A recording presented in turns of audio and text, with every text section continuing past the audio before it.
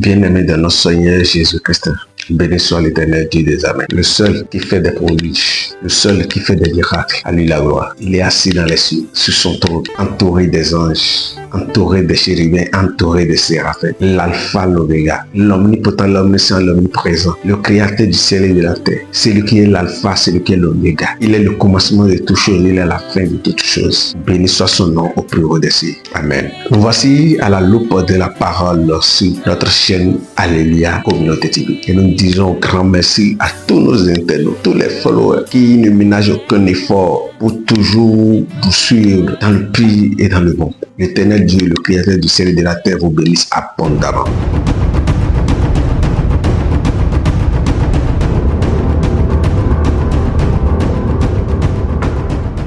Aujourd'hui, à la loupe de la parole, nous allons décortiquer un verset. Aujourd'hui, beaucoup sont des chrétiens, des chrétiennes qui ont accepté Dieu dans leur vie, de vrai. Mais à un niveau donné, ils s'en lassent par les épreuves de la vie, les cours qu'ils ont reçus. Ils sont obligés de laisser parce qu'il y a un ami qui les conseille, parce qu'il y a un frère ou bien une soeur qui les dit, bon, c'est parce que tu suis Jésus là. Je passe d'abord à vous dire coucou et que vraiment que Dieu vous soulage et qu'il vous donne ce que votre cœur désire. A priori, je tenais à vous dire, être chrétien ou bien être enfant de Dieu et décider de suivre Dieu, c'est d'abord signer un contrat. C'est d'abord déclarer la guerre au diable. C'est d'abord dire que j'accepte devant le monde entier. Malgré ces devant ton pasteur ou bien les autres des fidèles que tu as dit, tu acceptes Jésus dans ta vie. Mais sache que tu l'as fait devant le monde. Quand je dis le monde, je suis en train de dire quoi par là? Le monde spirituel, le royaume des ténèbres. Tu es en train de dire cela devant le royaume des ténèbres et devant le royaume angélique. Dieu, sachant bien que le monde qu'il a créé est multicolore, il y a un monde dans un monde. C'est-à-dire, quand on prend le monde dans lequel nous sommes, qui est le monde virtuel que nous voyons avec nos yeux, il y a encore un autre monde installé dedans qui est le monde que personne ne voit. Le monde virtuel est contrôlé par le monde qui est spirituel. C'est pourquoi Dieu a dit dans sa parole dans le livre d'Exode, dans son chapitre 20, voilà, le verset 1er, il a dit, c'est lui l'Éternel, c'est lui Dieu qui t'a fait sortir de la terre d'Égypte. C'est-à-dire, tu étais sur le joug du diable, des ennemis, des sorciers. Mais un jour, lui, il a décidé de te soulager, de te décharger de tous ces jougs avec que tu as la satisfaction. Mais tu ne dois pas adorer d'autres dieux devant lui. C'est la première loi, le premier commandement de l'Éternel. Cette loi, il faut l'observer jour et nuit. Si nous lisons la Bible dans sa totalité, c'est un seul combat qui se fait. Le combat, c'est quoi? Dieu étant amour, ne veut pas que l'homme qu'il a créé en son image le laisse pas aller adorer autre Dieu ou bien faire une autre représentation quelconque en son honneur ou bien en son nom, en voulant dire que c'est Dieu qu'il est en train d'adorer, non. Et comme le diable, c'est un tricheur, c'est un falsificateur, c'est un séducteur en plus, et il a pu séduire la majorité des anges dans le ciel afin de les faire descendre du ciel pour la terre. Et c'est ce qui se fait aujourd'hui. Il séduit la majorité des hommes par les choses matérielles, par les choses virtuelles. Et il ne l'a pas fait à une seule personne. Il l'a fait même à Jésus. Pour ceci, nous prenons le livre de Matthieu, dans son chapitre 4, là où le diable même a pris Jésus en esprit, l'a transporté sur une grande montagne en esprit pour lui dire, si tu peux t'abaisser pour m'adorer, je vais te donner tout ce qui te voit, la terre et tout. Et c'est ce qui arrive souvent devant un chrétien. Dès le jour que tu acceptes Christ dans ta vie, tu acceptes Dieu dans ta vie, tu as fait face au diable. C'est du genre, tu as décrété qu'il n'y a personne qui s'appelle le diable et que tu dois adorer. Et tu as reconnu qu'il y a un créateur du ciel et de la terre devant qui tu dois te prosterner. Et tu as fait bien.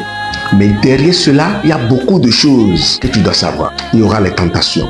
Si tu étais à l'aise financièrement, matériellement, lorsque tu as accepté Dieu dans ta vie, lorsque tu as accepté Christ dans ta vie, il faut savoir que d'un jour à l'autre, tout va bouleverser. Oui. Je ne sais pas si tu as lu un jour ou bien une fois l'histoire de Job. Le Job était riche, immensement riche. Il avait femme, il avait enfant, il avait tout ce qu'il faut. Mais attends, avant que les épreuves ne lui arrivent, le diable a fait débat de Job devant Dieu.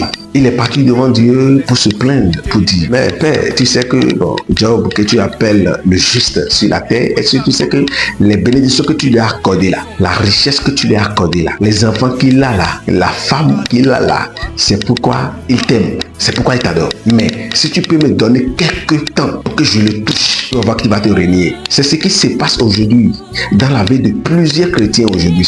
Tu as l'argent, tu as voiture, tu as moto, tu as femme, tu as des enfants et du coup, tu t'es bouleversé, tu ne te retrouves plus pour manger même ses problèmes. Ah là, tu dis, mais qui est Dieu?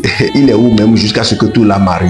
Sache ceci, si le diable l'a fait à Job, et la Bible a déclaré, a dit, ce n'est pas à toi qui ne va pas le faire. Mais lorsqu'il a dit à Dieu de le laisser tenter Job, Dieu a dit, il n'y a pas de problème. Il a pris l'autorisation de Dieu pour faire quoi? Pour tenter Job. D'où les épreuves de Dieu, Job a commencé. Chaque année, tous ses enfants se réunissent dans la maison d'un parmi eux pour fêter. Cette année où le diable est parti demander la permission pour pouvoir jauger Job, c'est en cette année-là que les enfants sont en train de fêter et les murs, les 4 barres de murs de chaque chambre là est renversé sur les enfants. Tous ces enfants sont morts. Du coup, les bétails, les brebis que Job avait, d'un coup, les voleurs sont venus massacrer les bétails, tuer ses serviteurs et emporter beaucoup de richesses. Les gens sont venus lui dire. Il est toujours là, quelqu'un d'autre est venu pour dire, tes enfants sont morts. Et un temps à l'autre, lui-même, il a tombé malade. Mais malgré ça, il n'a pas nié sa foi. C'est ce qui manque aujourd'hui à nous les chrétiens, à moins qu'on de problèmes. Paf! Parce que nous aimons trop la facilité, parce que nous aimons trop. C'est que les richesses matérielles, on brise la foi et on continue dans le monde pour avoir les choses passerelles, les choses que tu vas avoir aujourd'hui. Et quand le souffle de vie va te quitter, tu ne peux plus les regarder dans la main. Job a souffert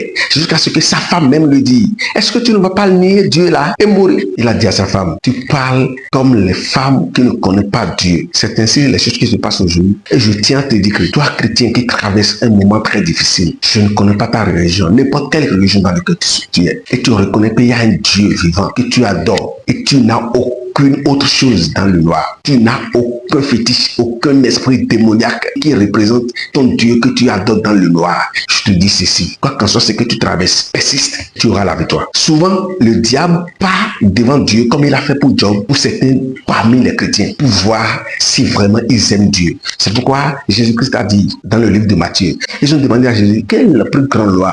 Jésus a dit, aime ton Dieu plus que tout et aime ton prochain comme toi-même. Voilà. C'est la plus grande des choses. Et si tu aimes Dieu plus que tout, il n'y a rien qui peut t'effrayer. Il n'y a rien qui peut te faire tomber. C'est comme un mari qui a l'amour de sa femme. Quoi qu'en soit ce que la femme va faire, il va toujours rester à côté de cette femme en la pardonnant toujours. C'est ainsi. Si tu aimes Dieu, quoi qu'en soit ce que tu vas traverser, tu seras toujours prêt à rester auprès de lui. C'est parce que le diable sait que le point faible de l'homme, c'est le matériel, les choses matérielles. C'est ça. C'est ça le plus point faible de l'homme. Et le point faible des chrétiens aujourd'hui, chers frères et sœurs dans notre Sauveur Jésus-Christ, attache-toi à Dieu. Dieu seul et Dieu unique. Tu as à manger, tu n'as pas d'enfant, tu n'as pas de femme, tu n'as pas de travail, tu n'as rien, tu vis dans la misère. Je te dis que tes genoux supplient chaque matin, midi, soir et prie Dieu. Il est le Dieu vivant. Il te viendra en aide. Pour terminer, tout ce qui est gâté, tout ce que le diable a détruit pour Job, après les épreuves, Dieu lui a redonné tout en double. Voilà, c'est pour dire, tout ce que tu paies aujourd'hui, Dieu te le redonnera en double. Toi qui as accepté Christ dans ta vie et toutes tes choses se bouleversent,